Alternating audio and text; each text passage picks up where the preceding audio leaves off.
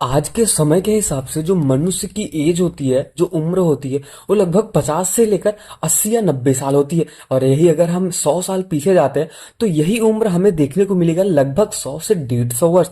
लेकिन अगर हम बात करें भगवान के टाइम में, जब द्वापर और त्रेता युग चल रहा था, तब भगवान की उम्र कितनी होती होंगी। तो चलिए फिर आज की इस वीडियो में हम जानेंगे कि भगवान श्री राम और माता सीता की उम्र क्या थी आखिर, जब वो वन गए थे और जब वन से वापस आए, या फिर जब वो राज्य करे थे, तब ये टोटल मिला के उनकी उम्र कितनी थी। और जब वापस वैकुंठ धाम जाने लगे भगवान श्री राम और माता सीता, तब उनकी उम्र क्या थी। बस वीडियो में अंत तक बने रहे, और अगर वीडियो पसंद आया तो वीडियो को लाइक तो जरूर कर देना। तो मैंने कुछ समय पहले एक रावण की और लक्ष्मण जी की एक वीडियो बनाई थी, जिसमें उनके उम्र की बात की गई थी। मतलब उनकी उम्र लगभग क्या थी जब वो लोग वैकुंठ धाम जा रहे थे, या फिर जब रावण की मृत्यु हुई थी। बट यही अगर हम बात करें तो जो रावण की उम्र है, उसकी आयु का कुछ विशेष रूप से स्पष्टीकरण नहीं होता कहीं भी, मतलब किसी बुक में, मतलब कुछ खास तरीके से नहीं होता, बट फिर भी कहीं ना कहीं हमें देखने को मिल जाता है। परंतु हम अगर बात करें श्री राम और माता सीता की आयु की, तो रामायण में हमें इस संदर्भ में दिखने को मिलता है कि इनकी उम्र लगभग क्या थी। लेकिन स्पष्ट रूप से इनका भी नहीं बताया गया है। मतलब रामचरितमानस और रामायण में तो नहीं लिखा गया है, बट जो तमिल तेलुगु रामायण है उनका बहुत अच्छी तरीके से वर्णन है कि इनका जो उम्र था वो लगभग क्या था। फिर भी रामायण के अनुसार श्री राम की आयु का अनुमान लगाना रावण की आयु के अनुमान लगाने से बहुत ज्यादा सरल और सुगम है। तो अगर सबसे पहले बात करें भगवान श्री राम के जन्म की, तो बालकांड के सर्ग 17 के श्लोक 8 और 9 में इसका वर्णन ये आता है कि इसके अनुसार चैत्र के शुक्ल पक्ष की नवमी तिथि को पुनर्वसु नक्षत्र एवं कल्क लग्न में भगवान श्री राम का जन्म हुआ था। बालकांड सर्ग 18 श्लोक 8 और 9 में हमें कुछ इस प्रकार एक श्लोक मिलता है कि ततो यज्ञ समाप्ते तु ऋतुनाम खट समत्युजु ततश्च द्वादशे मासे चैत्रे नवमी के तिथौ। और यही नौवां जो श्लोक है कुछ इस प्रकार है। नक्षत्रे अदिति दैवत्य सोच संस्थेषु पच्छसु ग्रहसु कर्कटे लग्ने वाप्य वादिनु स। अर्थात यज्ञ समाप्ति के पश्चात जब 6 ऋतुएं बीत गई, तब 12वें मास में चैत्र के शुक्ल पक्ष की नवमी तिथि को पुनर्वसु नक्षत्र एवं कर्क लग्न में कौशल्या देवी ने दिव्य लक्षणों से युक्त सर्वलोक वंदित जगदीश्वर श्री राम को जन्म दिया था। वहीं अगर माता सीता के जन्म की बात करें तो उनका वर्णन हमें अयोध्या कांड के सर्ग 118 के श्लोक 28 में मिलता है। वहां पे माता अनसुईया को जन्म के विषय में बताई जाती है। अब वो अयोध्या कांड का जो सर्ग 118 श्लोक 28 है, उसमें कुछ इस प्रकार कहा गया है कि एक समय की बात है कि वे राजा जनक, मतलब जो राजा जनक है, वो यज्ञ के योग्य क्षेत्र को हाथ में हल लेकर खेत जोत रहे थे। इसी समय में पृथ्वी को फाड़ कर प्रकट हुई। इतने मात्र में ही मैं राजा जनक की पुत्री हुई।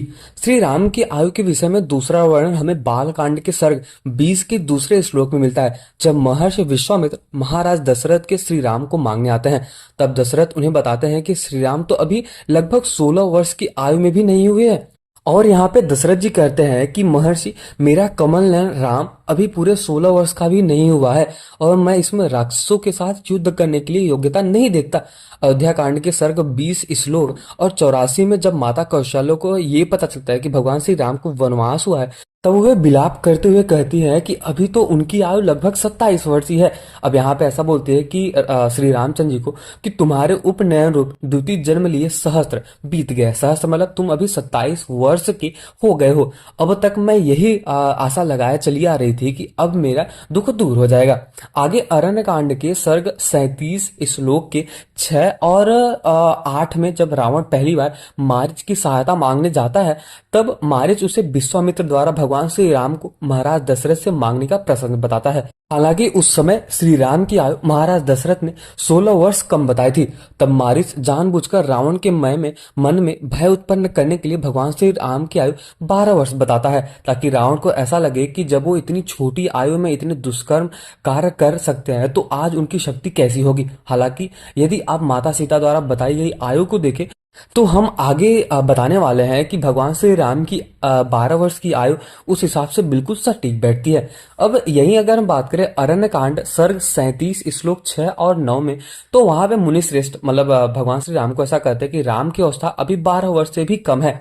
इन्हें अस्त्र शस्त्रों के चलाने का पूरा अभ्यास नहीं है। आप चाहे तो मेरे साथ मेरी सारी सेना वहां चले जाएगी और मैं चतुरंगिनी सेना के साथ स्वयं ही चलकर आपकी इच्छा के अनुसार उस शत्रु रूप निशाचर का वध कर दूंगा। ये चीज राजा दशरथ जब मुनिश्रेष्ठ कहते हैं तब की बात हो रही है। इसके आगे अरण्य कांड के सर्ग 49 के श्लोक 8 में जब रावण एक ब्राह्मण के रूप में माता सीता के हरण के लिए आता है, उस समय जब रावण माता सीता का परिचय पूछता है, तब माता सीता कुछ इस प्रकार बताती है कि वे महाराज दशरथ की पुत्र वधु हैं और विवाह के बाद 12 वर्षों तक अयोध्या के राजभवन में रही है।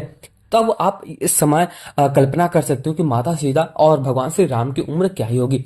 अब इसके संदर्भ में एक श्लोक और मिलता है, उसमें कुछ इस प्रकार लिखा गया है कि विवाह के बाद 12 वर्ष तक इक्ष्वाकु वंशी महाराज दशरथ के महल में रहकर मैंने अपने पति के साथ सभी मनोवांछित भोग भोगे हैं। मैं वहां सदा मनोवांछित सुख सुविधाओं से प्रसन्न रही हूँ।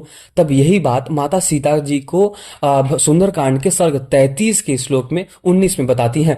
अयोध्या में भगवान श्री राम रघुनाथ जी के अंतःपुरी में 12 वर्षों तक जब मैं सब प्रकार की मानवीय भोग भोग रही थी और मेरी सारी अभिलाषाएं सदैव पूर्ण हो रही थी।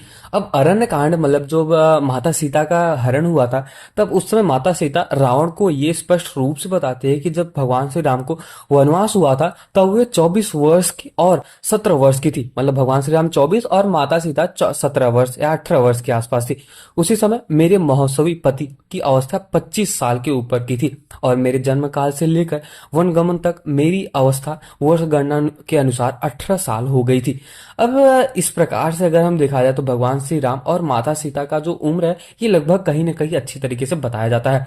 अब एक संदर्भ और मिलता है जब उत्तरकांड सर्ग 102 श्लोक 16 के अनुसार जब तीनों भाई मतलब भरत लक्ष्मण और शत्रुघ्न पूर्ववासी के कार्य में सदा संलग्न रहते थे और धर्म पालन के लिए प्रयत्नशील रहा करते थे, इस प्रकार उनकी आयु लगभग 10,000 वर्ष बीत गई थी। भगवान श्री राम की आयु का अंतिम वर्णन उत्तरकांड के सर्ग 108 के श्लोक 12 में आता है, जब काल स्वयं उनसे मिलने आते हैं और उनसे कहते हैं कि भगवान श्री राम से कि स्वयं अवतार लेते समय उनकी मतलब आपकी आयु 11,000 वर्ष निश्चित की गई थी। अतः अब यदि उनकी इच्छा हो तो अपने धाम पधार सकते हैं। तो अभी अगर हम ये जितने भी श्लोक थे सबका एक बार में सार समझा जाए तो कुछ चीजें इस प्रकार पता चलती है, जिसमें पहले आता है महर्षि विश्वामित्र भगवान श्री राम को लगभग 16 वर्ष की आयु में महाराज दशरथ से मांग लेकर चले जाते हैं। विवाह के पश्चात भगवान श्री राम और माता सीता की आयु लगभग 12 वर्षों तक अयोध्या में रहते हैं। मतलब भगवान श्री राम और माता सीता की जब शादी हो जाती है उसके बाद। तीसरा कुछ इस प्रकार बताता है कि जब भगवान श्री राम को वनवास हुआ तो उनकी आयु लगभग 24 वर्ष और माता सीता की आयु लगभग 18 वर्ष की थी। इस हिसाब से देखिए तो जो विवाह के समय भगवान श्री राम की आयु लगभग 13 वर्ष और माता सीता की आयु लगभग 6 वर्ष रही होगी।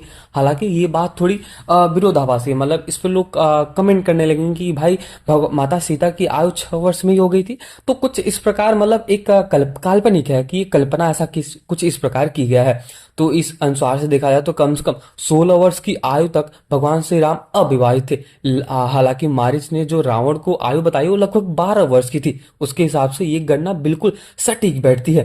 भगवान श्री राम जब वनवास को समाप्त कर उनकी आयु लगभग 39 वर्ष बताई जाती है और माता सीता की आयु लगभग 32 वर्ष की बताई जाती है। और अगर हम आगे बात करें तो माता सीता का देहावसान भगवान श्री राम से पहले हो गया था। हालांकि मूल रामायण जो बाल कांड से लेकर युद्ध कांड तक है उसमें ऐसा कोई वर्णन नहीं मिलता, बट इस पे अगर हम प्रकाश डालते हैं और इसको समझते हैं तो उत्तराखंड के अनुसार लवकुश के जन्म के कुछ वर्ष बाद ही माता सीता धरती में समा गई थी। देहावसान के समय उनकी आयु का कोई स्पष्ट वर्णन तो हमें देखने को नहीं मिलता। वहीं अगर हम भगवान श्री राम और उनके भाई लक्ष्मण जी, भरत जी और शत्रुघ्न की बात करें तो उनकी आयु कम से कम 11,000 वर्ष की थी, क्योंकि ये तीनों साथ में आए थे और तीनों साथ में गए थे। तो ठीक उसी प्रकार जब भगवान श्री राम की आयु तय की गई थी, ठीक उसी प्रकार इन तीनों की मतलब जो चारों भाई थे भगवान श्री राम, लक्ष्मण जी, भरत और शत्रुघ्न जी, सबका जो उम्र है वो सेम ही डिफाइन किया गया था ताकि ये सब साथ में आए और साथ में जाए। हालांकि चारों भाइयों में से लक्ष्मण ने सबसे पहले अपना शरीर त्यागा था। मैं आपको बताना चाहूंगा कि जब यमराज आते हैं और वो ऐसा बोलते हैं कि अभी आपका समय हो गया चलने के लिए, तब वहां पे लक्ष्मण जी जाते हैं, वो बात को सुन लेते हैं और श्री रामचंद्र जी वचन दिए रहते हैं कि अगर कोई भी इसको सुनेगा तो उसको मृत्यु दंड दंड देना पड़ेगा।